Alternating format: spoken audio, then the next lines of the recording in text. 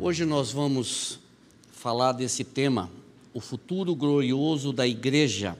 Eu queria que você abrisse a sua Bíblia, Isaías capítulo 54.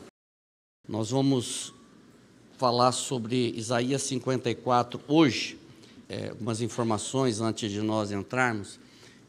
O texto tem 17 versículos, eu dividi em 3 grandes blocos.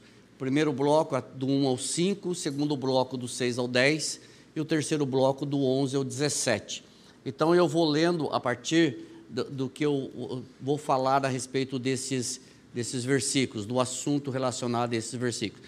Então, no primeiro momento, eu vou ler Isaías capítulo 54, de 1 a 5.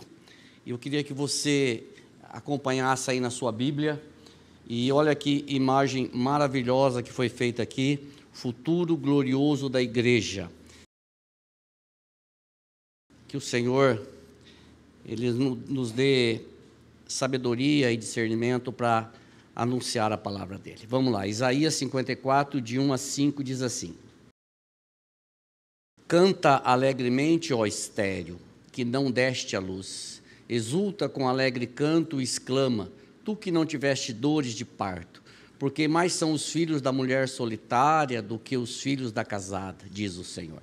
Alarga o espaço da tua tenda, estende-a o toldo da tua habitação e não o impeças. Alonga as tuas cordas e firma bem as tuas estacas, porque transbordarás para a direita e para a esquerda. A tua posteridade possuirá as nações e fará que se povoem as cidades assoladas. Não temas, porque não serás envergonhada. Não te envergonhes, porque não sofrerás humilhação. Pois te esquecerás da vergonha da tua mocidade e não mais te lembrará do opróbrio da tua viuvez. Porque o teu Criador é o teu marido, o Senhor dos exércitos é o seu nome, e o Santo de Israel é o teu Redentor.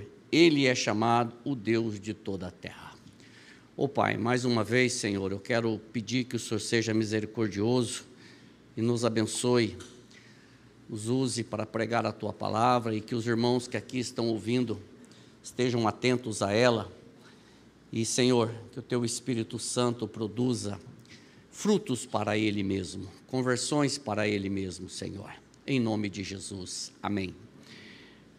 Irmãos, entre muitas dificuldades, quando lemos Isaías, entre elas nós temos algumas do tipo assim: para que época que Isaías está falando?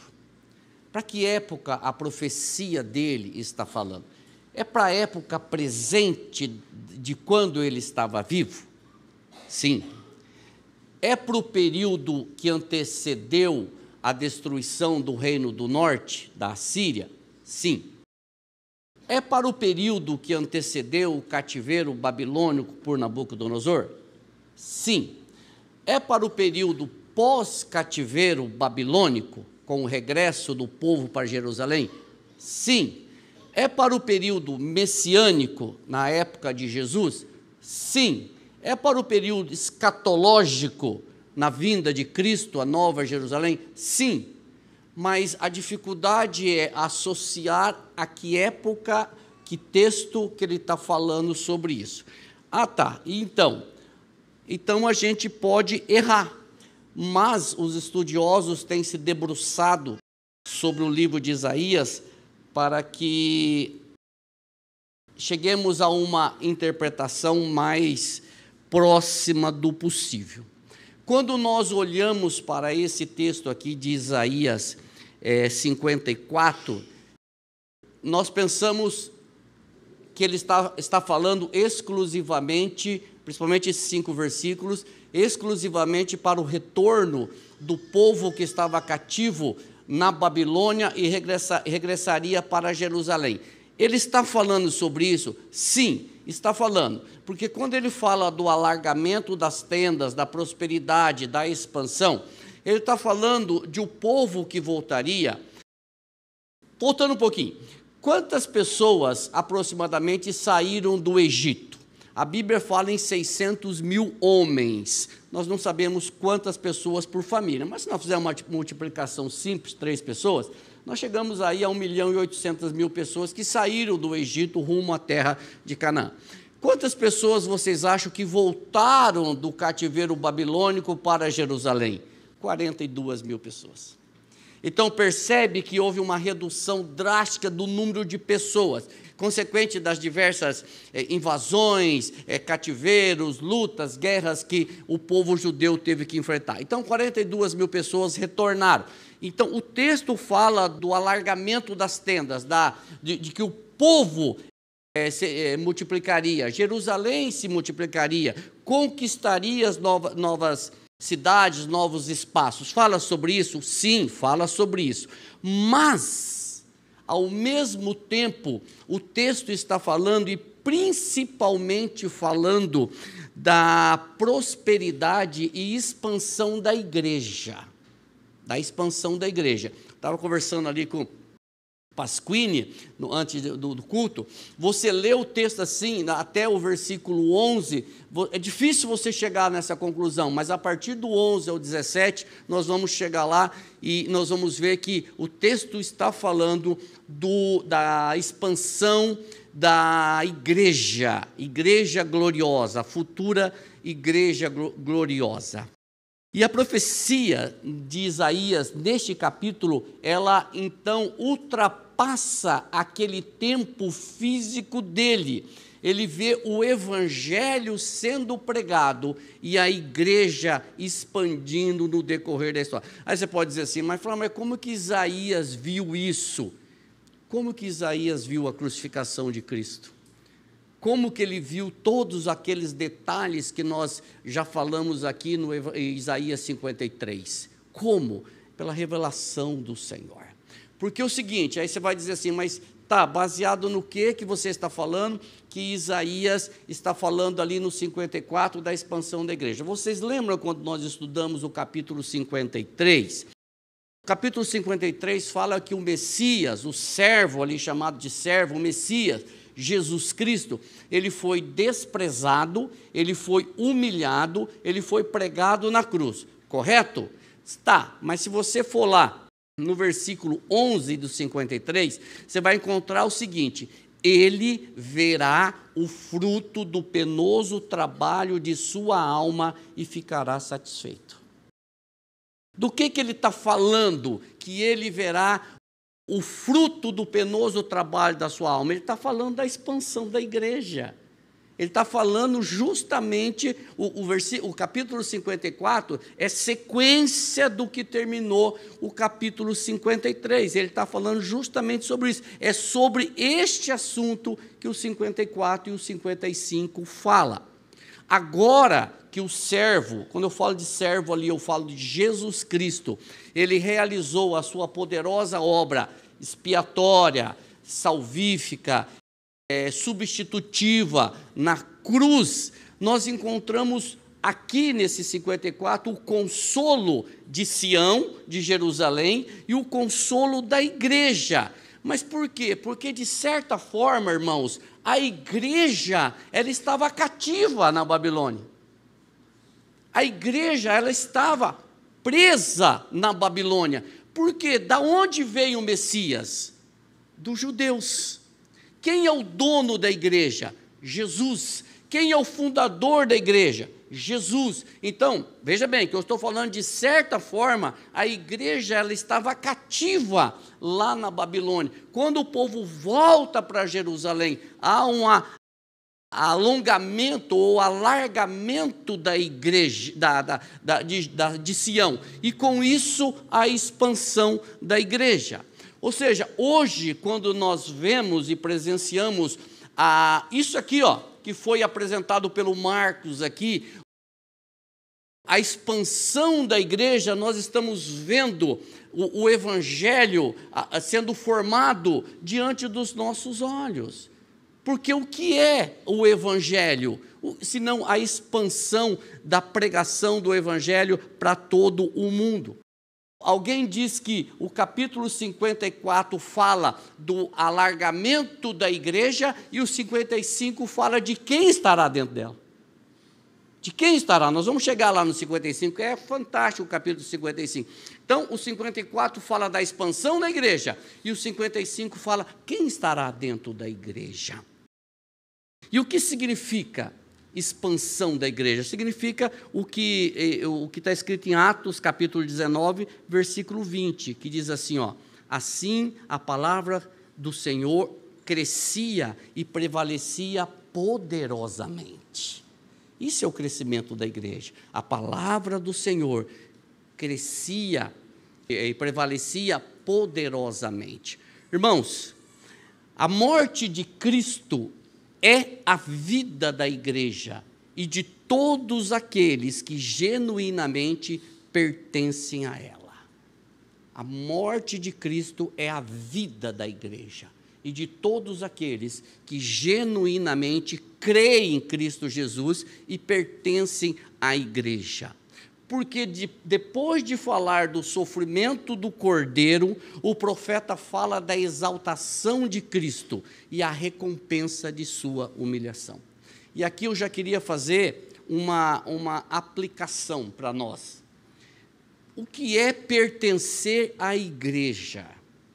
Irmãos, pertencer à igreja não é pertencer a uma placa, não é pertencer a um barracão.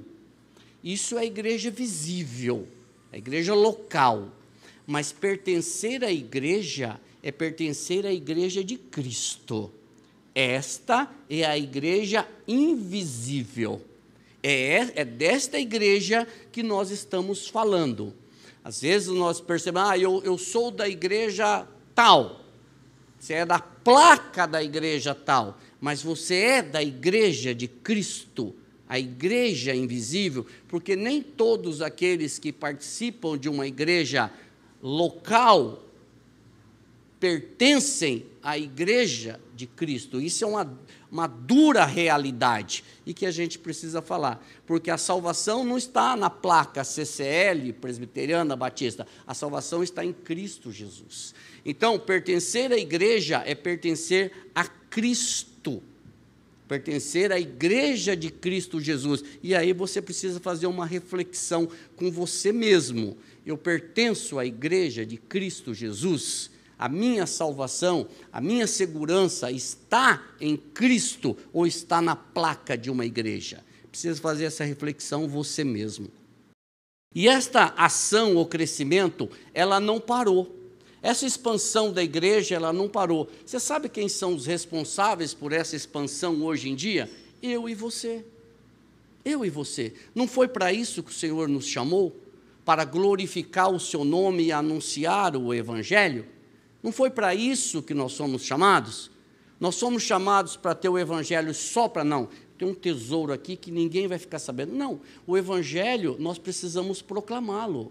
Não foi isso a história? Não é isso que nós lemos? Os discípulos não fizeram isso após a perseguição da igreja lá em Atos dos Apóstolos, capítulo 6, 7, não foi isso que aconteceu? E não tem sido isso que tem acontecido no decorrer da história? Fazendo novamente referência aos projetos que o Marcos apresentou aqui, não é isso que está acontecendo?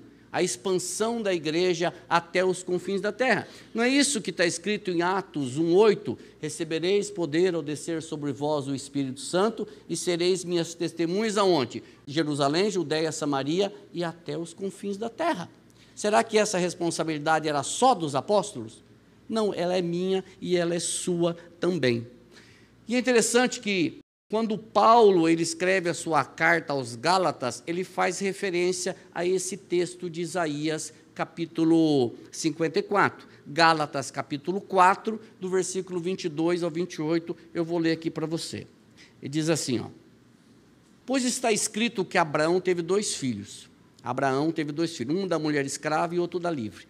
Mas o da escrava nasceu segundo a carne, o da livre mediante a promessa. Estas duas são alegóricas, porque estas mulheres são duas alianças. Uma, na verdade, se refere ao Monte Sinai, que gera para a escravidão, esta é Agar. Ora, Agar é o Monte Sinai, na Arábia, e corresponde a Jerusalém atual, que está em escravidão com seus filhos. Mas a Jerusalém lá de cima, a qual é nossa mãe, porque está escrito: alegra-te, ó estéril, que não dás à luz, exulta e exclama, tu que não estás de parto, porque são mais numerosos os filhos da abandonada que os da que tem marido. Vós, porém, irmãos, são filhos da promessa, como Isaque. Esse texto, essa passagem de Sara, ela fornece o contexto para Isaías 54, ou Isaías 54 é citado aqui por Paulo, porque a Bíblia diz que Sara era estéril e ela veio a dar à luz ao filho da promessa, Isaque. E esta Jerusalém que Paulo associa aqui, ele associa a Isaque e Sara, ou seja, a ação de Deus trazendo a promessa, que é Isaque, porque ele termina o texto dizendo assim: porque são mais numerosos os filhos da abandonada que as que têm marido. Vós, porém, que também nos inclui, somos descendentes ou filhos da promessa, como Isaque. Ou seja, Sara, sendo estéril, ela se tornou mãe de uma numerosa nação, ou de muitos povos, como diz a palavra de Deus. Voltando um pouquinho aqui para o texto, no versículo 5 nós temos: porque o teu Criador é o teu marido, e o Senhor dos exércitos é o seu nome, e o Santo de Israel é o teu Redentor, ele é chamado Deus de toda a terra. A que se refere esse versículo? Esse versículo, irmãos, ele refere-se ao relacionamento de Deus com o seu povo, tipificando o relacionamento de Deus com a igreja. Por quê? Quem é o Senhor da igreja? Quem é o esposo da igreja? De quem a igreja é? A quem a igreja pertence? Quem é o redentor da igreja? Tudo isso aponta para quê? Para o que está escrito no versículo 5. Nós temos respostas para tudo isso. Todas as respostas a essas perguntas é uma só: é Cristo. É Cristo, é Cristo, é Cristo. Então o versículo 5, quando ele fala sobre o Criador é teu marido, o Senhor dos exércitos é o teu nome, o Santo de Israel é teu Redentor, ele é chamado Deus de toda a terra, tudo isso tipifica o relacionamento de Deus com a sua igreja. E olha só, quando Paulo, citando mais um texto aqui, quando Paulo escreve a sua carta aos Romanos, ele faz uma citação de que a quem nós pertencíamos antes e a quem que nós pertencemos agora. Ele faz uma associação de que nós pertencíamos à lei, agora nós pertencemos a Cristo. Olha aí, Romanos 7, 4, o que ele fala? Ele diz assim, ó: assim, meus irmãos, também vós morrestes relativamente à lei, por meio do corpo de Cristo, para pertencerdes a outro, a saber, aquele que ressuscitou dentre os mortos, e desse modo frutifiquemos para Deus. Ou seja, Paulo sintetiza aqui nesse versículo, ou resume aqui, o que praticamente nós estamos falando. Nós morremos para o mundo, se você quer colocar desta forma, morremos para o mundo, e hoje nós não pertencemos mais ao mundo, mas nós pertencemos a Cristo, e por conta disso nós frutificamos para Deus. Ou seja, nós continuamos na expansão do Evangelho para a glória de Deus, e não nossa. É interessante que, num versículo, Paulo esclarece o que a gente leva algum tempo para entender. Isso é fantástico. E mais como ele também escreve para sua carta aos Colossenses, capítulo 1, versículo 18, aonde ele fala também desse versículo 5, ou seja, ali ele ressalta quem é o cabeça da igreja, a quem a igreja pertence, quem é o redentor da igreja. Olha lá, Colossenses 1, 18.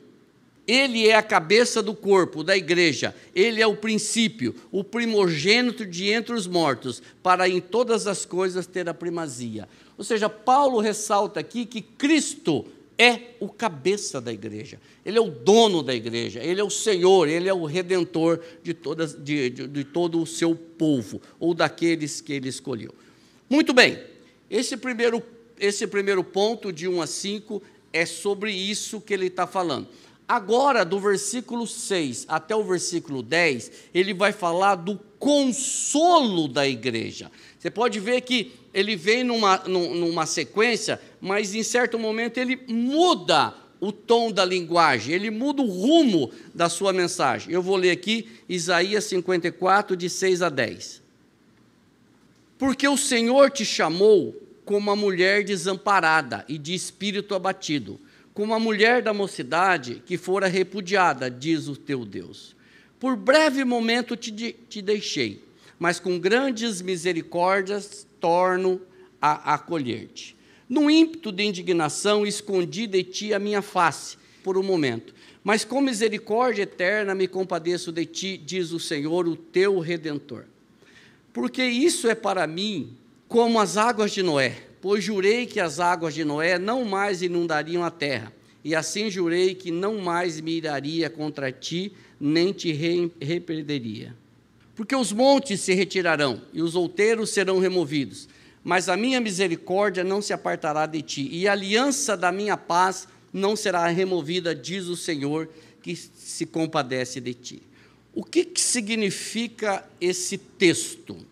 Texto simples, autoexplicativo. O que significa isso daqui?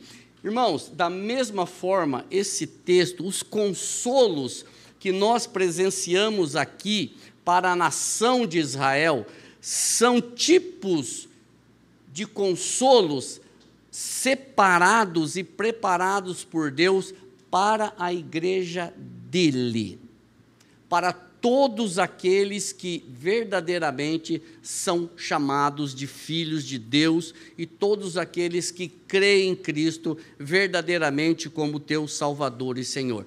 Aqui nós vemos a eterna aliança de paz e de amor. Claro que eu preciso fazer uma associação aqui ou fazer um pequeno comentário. O texto de 6 a 7, ele está falando de quem? Ele está falando do povo judeu, ele está falando do povo que voltaria para Jerusalém. Nós podemos entender esse abandono, ou esse pseudo-abandono que o texto fala, como uma correção, ou uma disciplina. Porque, irmãos, nós precisamos entender o seguinte: às vezes nós olhamos para o povo judeu que foi para o cativeiro babilônico, e às vezes nós falamos, ai, que injustiça. Não. O povo, ele não foi para o cativeiro babilônico injustamente. Por que não? Porque se você tem acompanhado a exposição de Isaías, ou se você tem lido o livro de Isaías, você tem visto que o povo, durante toda essa passagem, Deus sempre chama o povo de volta. O povo judeu, exceto aquele remanescente, aquele grupo dentro do povo judeu, foi um povo idólatra, um povo que abandonou o Senhor, um povo que não se preocupou com o Senhor, um povo que queimou incenso, ou seja, um povo que não estava nem aí para o Deus de Israel, não estava nem aí para o Deus de Deuteronômio, capítulo 6, versículo 4. Ouve, ó Israel, o Senhor, nosso Deus, é o único Deus verdadeiro. Não estava nem aí para isso, eles estavam preocupados com eles mesmos, e com isso eles se afastaram de Deus. O cativeiro babilônico foi uma forma que Deus usou para que trouxesse o povo de volta. Tá, quais são os benefícios do cativeiro babilônico? Um dos benefícios, e o principal deles, é que nunca mais o povo judeu foi idólatra. O templo foi destruído. Lá na Babilônia eles criaram as sinagogas para adorar o Deus verdadeiro. Mas a idolatria da forma como eles tinham não aconteceu mais no povo judeu. Ou seja, por isso Isaías cita aqui que esse divórcio do Senhor, essa disciplina do Senhor, ela dura apenas por um momento, porque a misericórdia dele é eterna. E aí eu faço uma aplicação para nós. A Bíblia diz que a misericórdia do Senhor é a causa de nós não sermos o quê? Consumidos. A misericórdia dele é eterna e ela dura só uma semana. Não, ela dura eternamente. Ela dura eternamente. A ira do Senhor é pouca, mas a misericórdia é grande, a longanimidade é grande. A ira dura apenas um momento, mas a benignidade dele dura para todo sempre. Graças a Deus por isso. O retorno do povo, irmãos, isso é um outro assunto que a gente precisa deixar muito claro, e depois eu faço uma aplicação em cima disso. O retorno do povo não foi por mérito deles.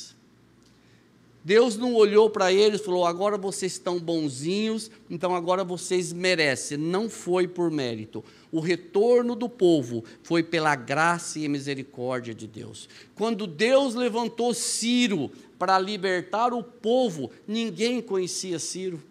Ninguém sabia da existência de Ciro. Deus levantou Ciro pela sua graça, pela sua soberania, pela sua misericórdia e não por méritos do povo judeu. E aqui é claro que eu preciso fazer mais uma aplicação, que da mesma forma a minha regeneração, a tua salvação, longe está dos teus méritos, longe está dos meus méritos. Se você ainda não entende isso, creia, clame ao Senhor. Senhor, eu preciso entender isso, porque eu acho que eu me converti porque eu mereço. Eu acho, Senhor, porque eu acho.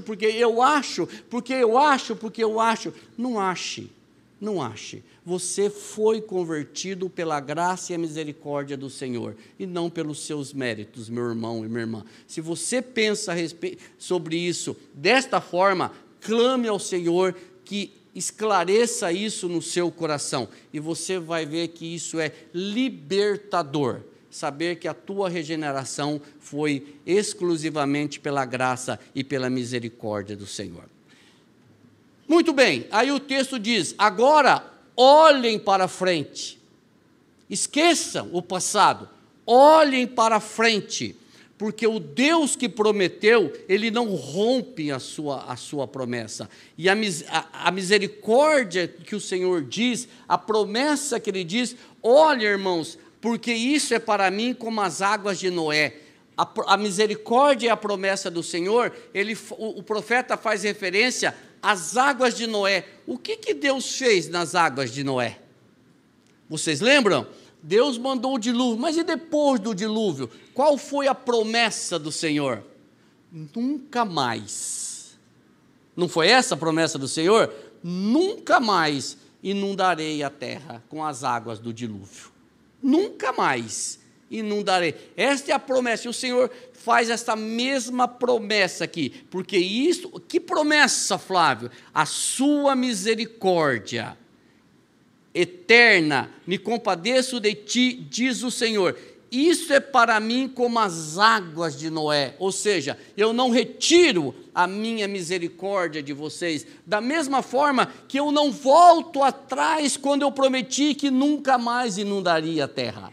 E ele continua no versículo 10, irmãos, ele diz assim, porque os montes se retirarão e os outeiros serão removidos, mas a minha misericórdia não se apartará de ti, e a aliança da minha paz não será removida, diz o Senhor, que se compadece de ti. Ou seja, qual é a comparação aqui? Se você olhar para uma montanha rígida, alta, que você não consegue nem sequer subir nela, se for possível que ela seja removida, ela será removida, mas a misericórdia do Senhor não.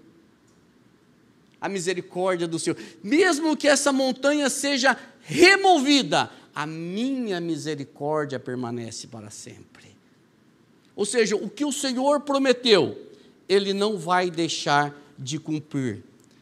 O conserto, irmãos, a reconciliação do Senhor com a sua igreja é intocável, é mantida de forma intocável. Essa reconciliação o Senhor fez para todo o sempre. E quando eu falo de povo de Deus, eu preciso novamente falar, eu não estou generalizando, eu não estou falando de toda a humanidade, eu estou falando do povo de Deus. Eu estou falando daqueles que verdadeiramente são filhos de Deus.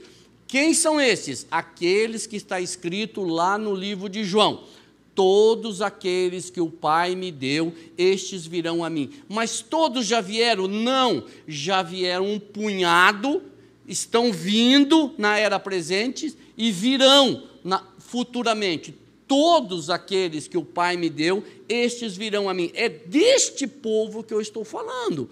Eu não estou falando, eu não estou generalizando. Ah, Flávio, então é todo mundo. Não, não é todo mundo. Não é todo mundo, é todos aqueles que verdadeiramente creem em Cristo Jesus como seu único e suficiente Salvador. É deste povo que eu estou falando. Por isso, irmãos, a nossa confiança nunca deve estar em absolutamente nada, exceto no Senhor, que mantém esse concerto firme com a igreja, que nos dá esta paz. Que paz é esta, Flávio? A paz de Romanos 5,1. O que diz Romanos 5,1? Justificados, pois, mediante a fé, temos o que com Deus?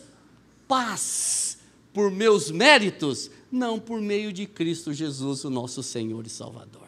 Esta paz, este concerto, esta reconciliação que Deus propôs, realizou, fundamentou em Cristo Jesus na cruz do Calvário, e que esta promessa nunca será quebrada.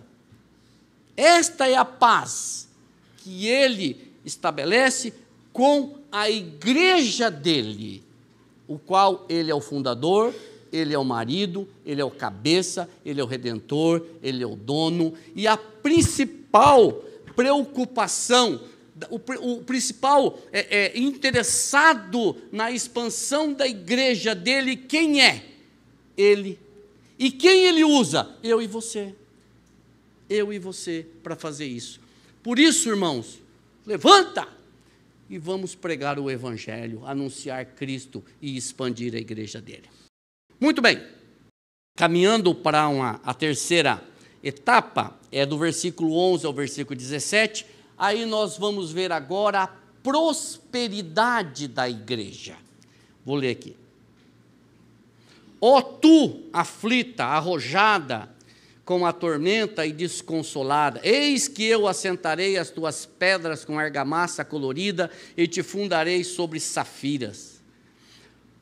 Farei os teus baluartes de rubis e as tuas portas de carbúnculos e todas as tuas muralhas de pedras preciosas.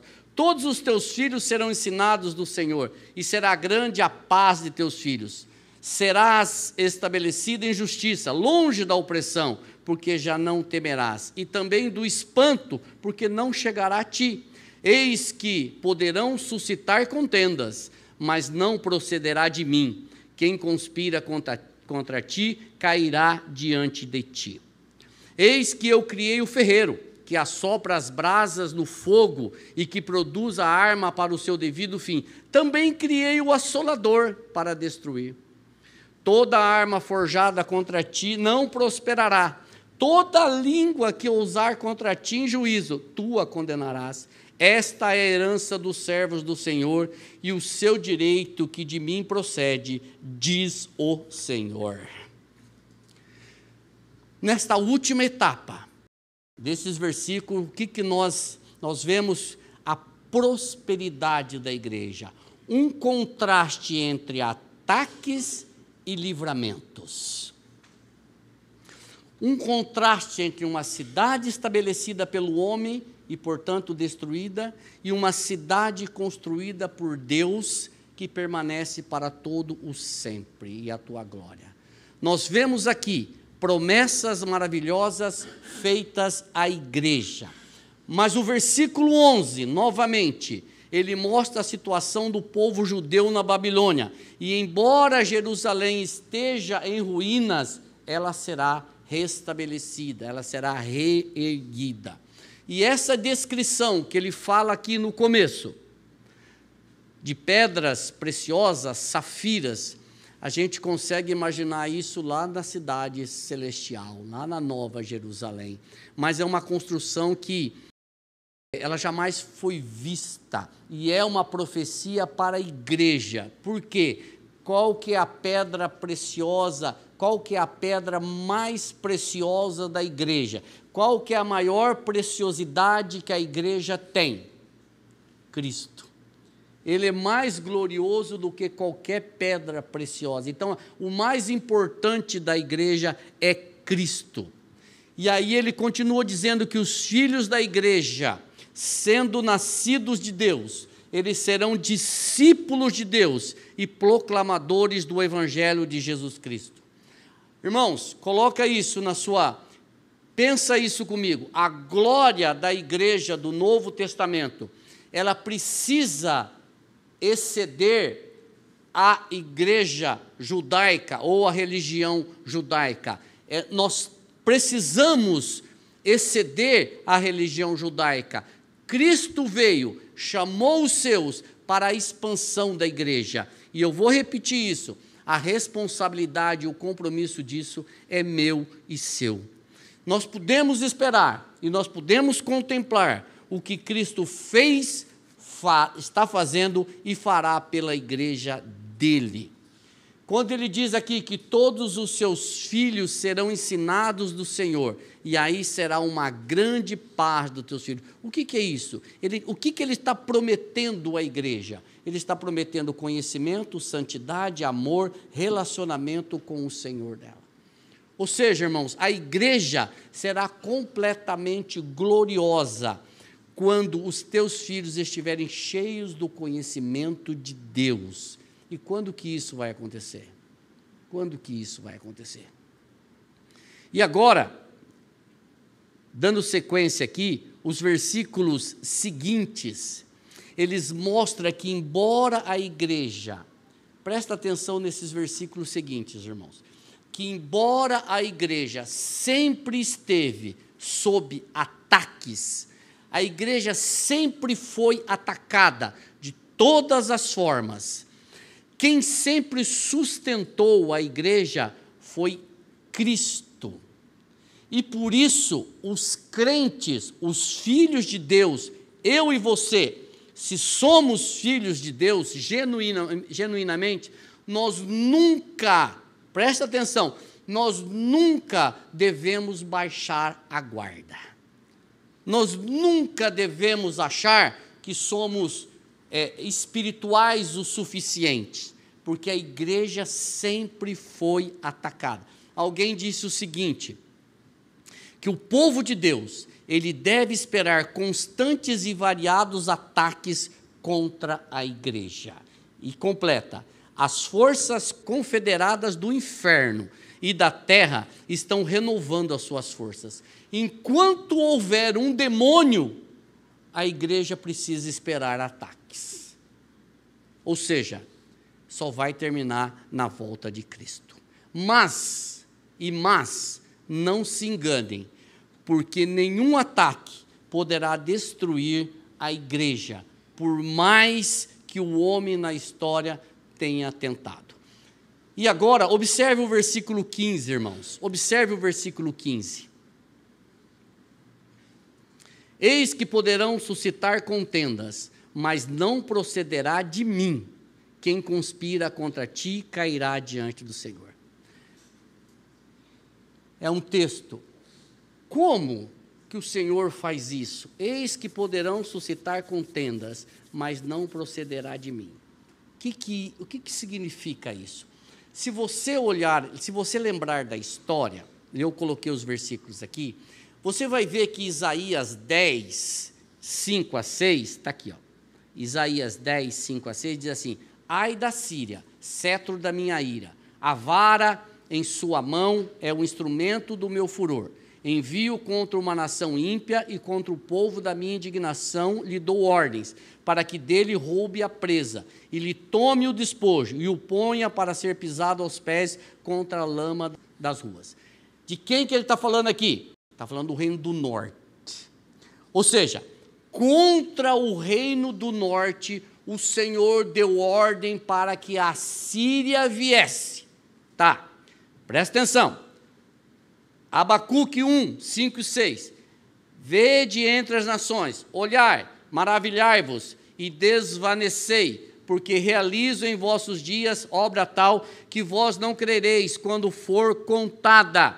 Pois eis que suscito os caldeus, nação amarga e impetuosa, que marcham pela largura da terra, para apoderar-se de moradas que não são suas. Quem são os caldeus? Os babilônicos. Ou seja, Deus deu ordem para a Síria vir contra o reino do norte, Deus deu ordem para os babilônicos vir contra o reino do sul. Mais um. Jó 1,12. Disse o Senhor a Satanás: eis que tudo o que ele tem está em teu poder, somente contra ele não estendes a mão. E Satanás saiu da presença do Senhor. Esse texto, quando Satanás questionou Jó, o Senhor falou: tá, toca na vida dele, mas nele não. Então, o versículo 10 de Isaías, irmãos, está falando disso. Ou seja, o que ele está falando? Ele está falando o seguinte: vai surgir contendas, mas não da minha parte. Eu não estou designando, eu não estou ordenando essas contendas contra a igreja. Não sou eu que estou enviando elas, por isso elas não terão sucesso. O que diz o versículo aqui, no final? 15. Eis que poderão suscitar contendas, mas não procederá de mim. Quem conspira contra ti, cairá diante de ti. Então, as contendas, as perseguições, as tentativas virão contra a igreja, mas nenhuma terá sucesso, porque elas não terão a aprovação do Senhor. Nós estamos vendo isso. Quando na história que tentaram destruir a igreja, sempre tentaram destruir a Bíblia, sempre, mas tiveram sucesso? Não tiveram sucesso, e não vão ter, porque não tem a aprovação do Senhor. É isso que está dizendo o versículo 15 do capítulo 54. Ou seja, os planos dessas pessoas, eles serão frustrados, diferente dos planos do Senhor, que nunca serão frustrados. Jesus cuida da igreja pelo amor que tem à igreja. Amor, aonde que está, que foi demonstrado, Flávio? Esse amor que se você está falando, que Jesus tem pela igreja, é só você ler o capítulo 53. E você vai ver o amor demonstrado por Jesus na cruz, por você e por mim. Se você lê o capítulo 53, orando aquele capítulo, e você não conseguir enxergar ali a obra de Cristo naquela cruz em teu favor, leia de novo. Leia de novo. Leia de novo. E clame ao Senhor: Senhor, eu quero entender isso daqui. E você vai se surpreender com Isaías 53. Irmãos, em Mateus 18, Jesus disse que ele ia fortalecer a igreja, e o que acontece com as portas do inferno? Não prevalecem contra a igreja.